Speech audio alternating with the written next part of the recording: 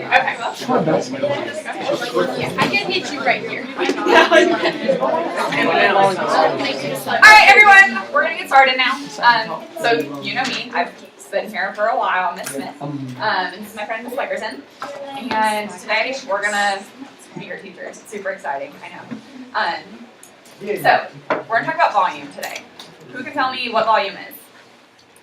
Anybody? Yes. Okay, yeah, so what does that represent?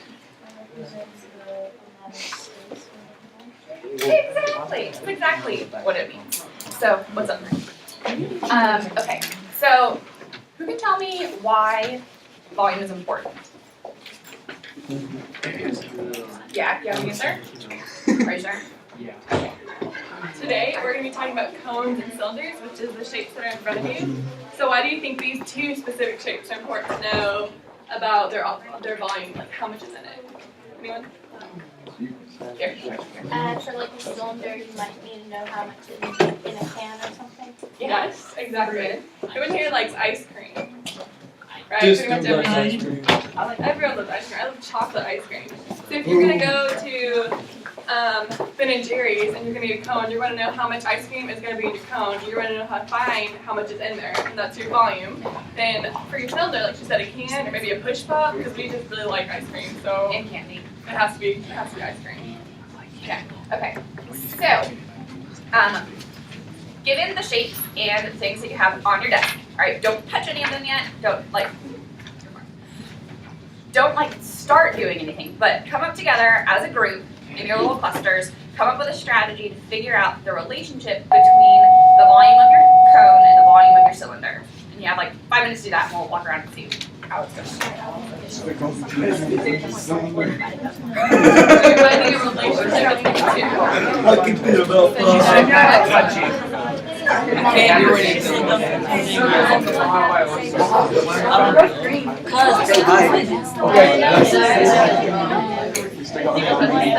Yeah.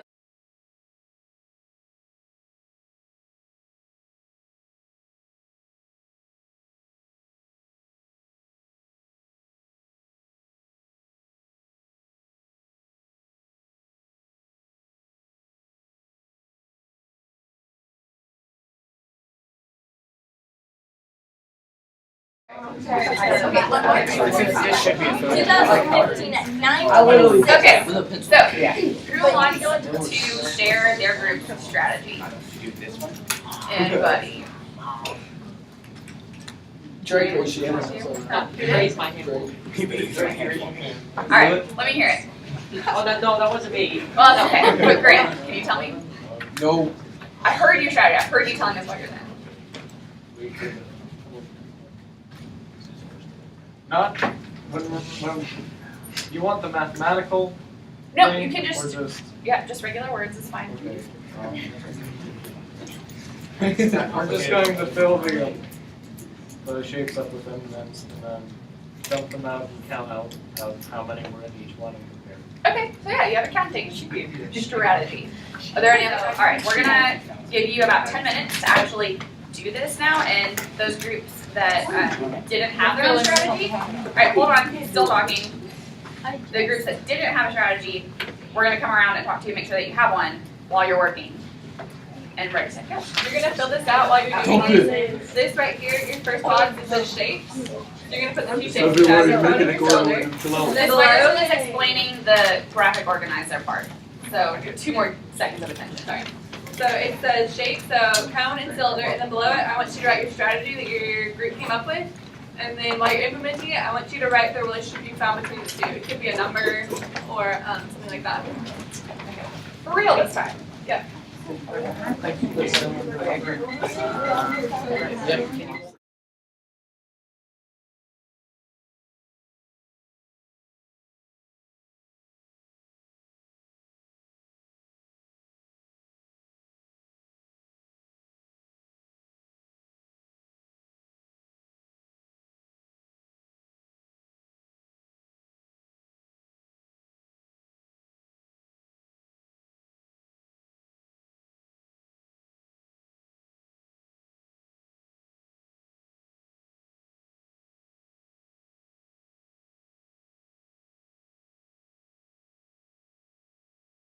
Okay, everybody, we're gonna talk together as like a big class now about what you guys found and your different strategies that you ended up using and if they were successful or not. So, okay, let's start with this group. What do you guys do?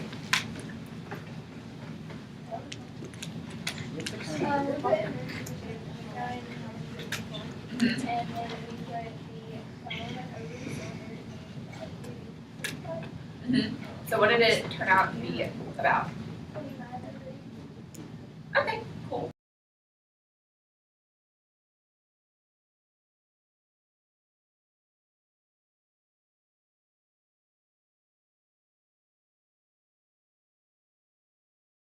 Cone flips, Uh-huh. and then we like counted how many scoops took to fill the cylinder. It was 2.5.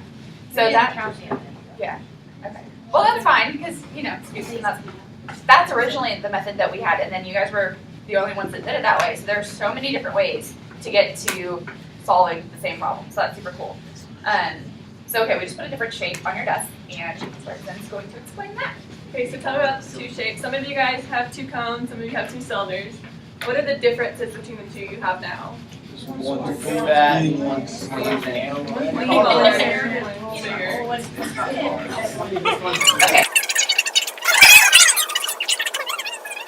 Okay. Good words.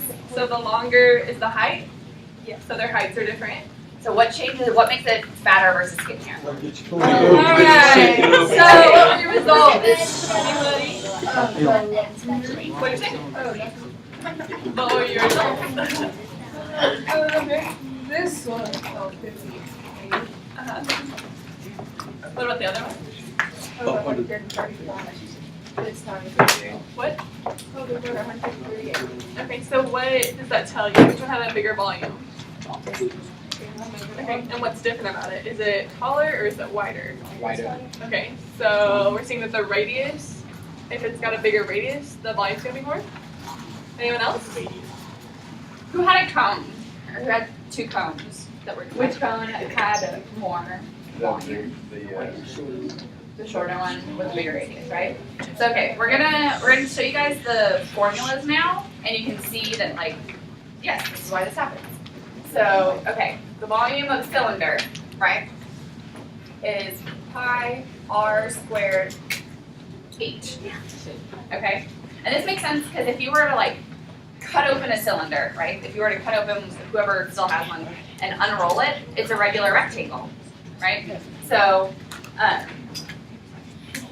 it's just like multiplying one more time r to get it, because anyway, this volume is pi r squared h. Who has any guesses about the volume of the cone? Yeah. 1/3 pi r squared. All right. And does that make sense? From the first experiment we did?